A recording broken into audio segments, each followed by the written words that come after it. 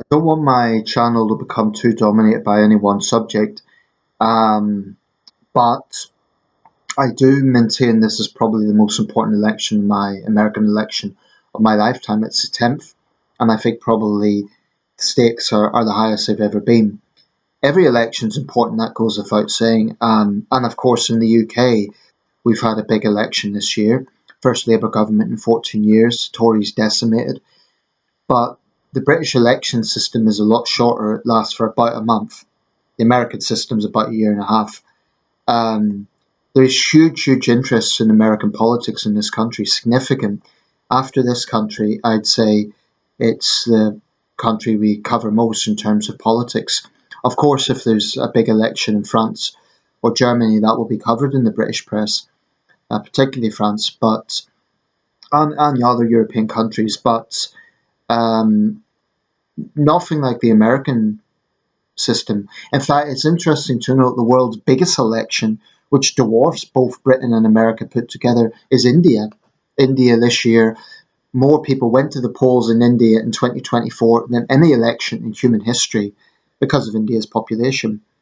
There will be a lot of interest in that in the UK's Indian population. So, why is there such a big interest in American politics here? Well, aside from the fact it's the most powerful country in the world, we do have strong relations.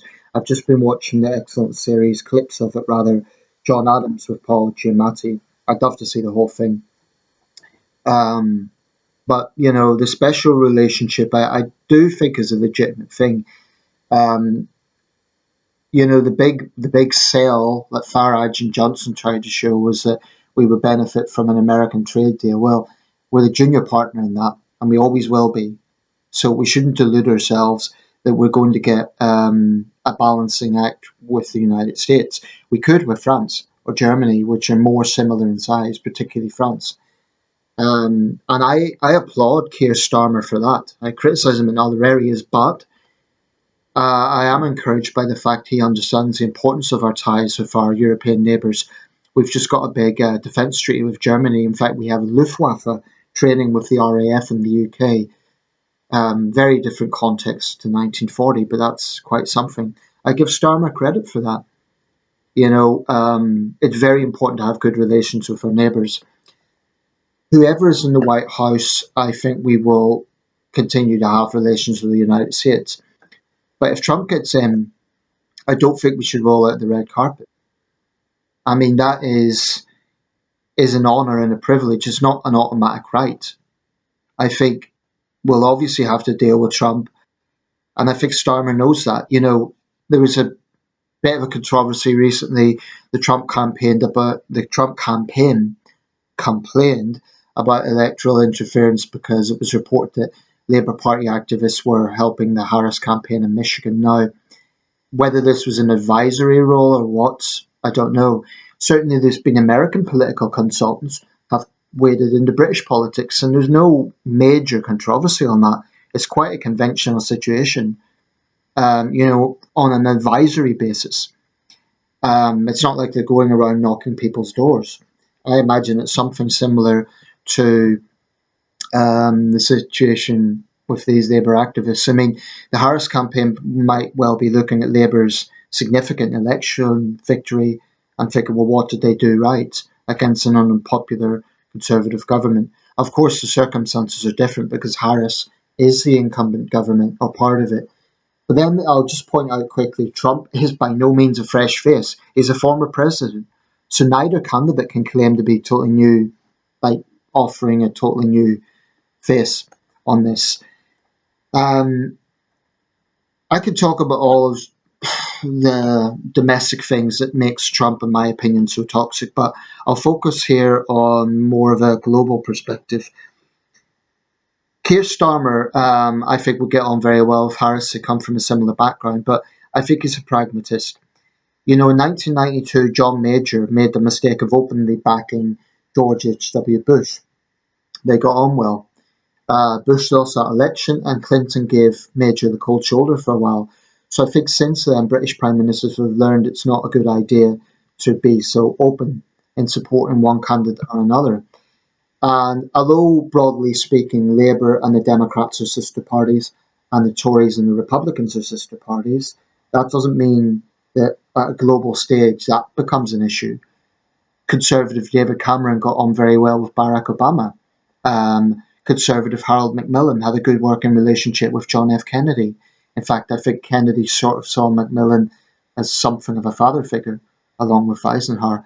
Um, so, that the party lines kind of fade. The famous one, of course, Bush and Blair. Um, so I think that the transatlantic ties, the special relationship, if we want to call it that, transcend any prime minister or president.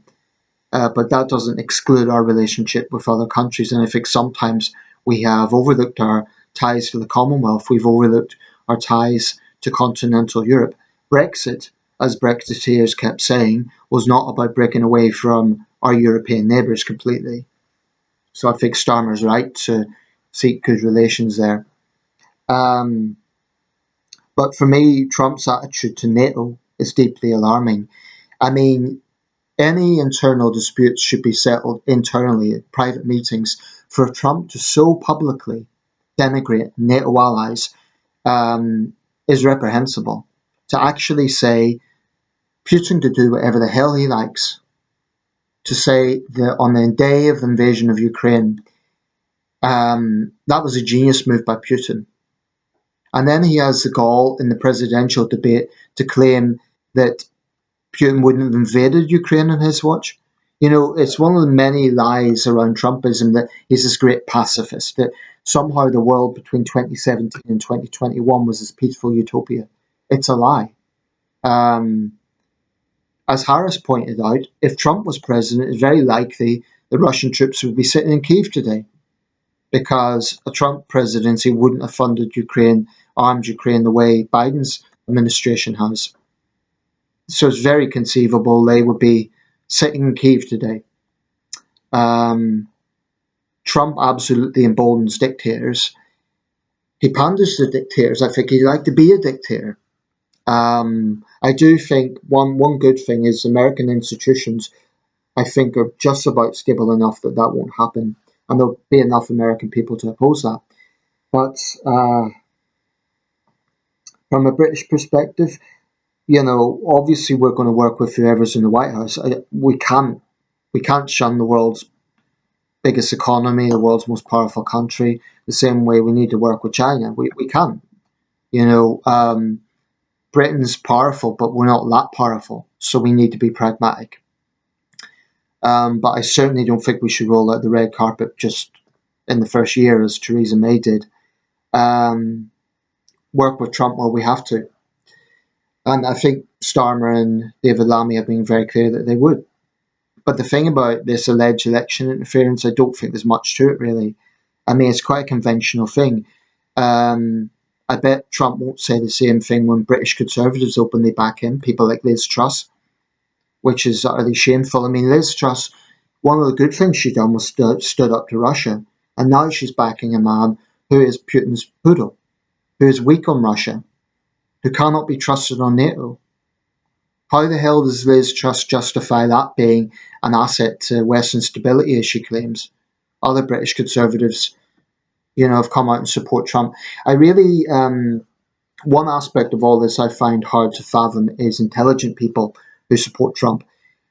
I can only conclude, and this might sound a bit pompous of me, but I'm going to say it, I can only conclude that they have a skewed moral compass because they've seen everything Trump's done.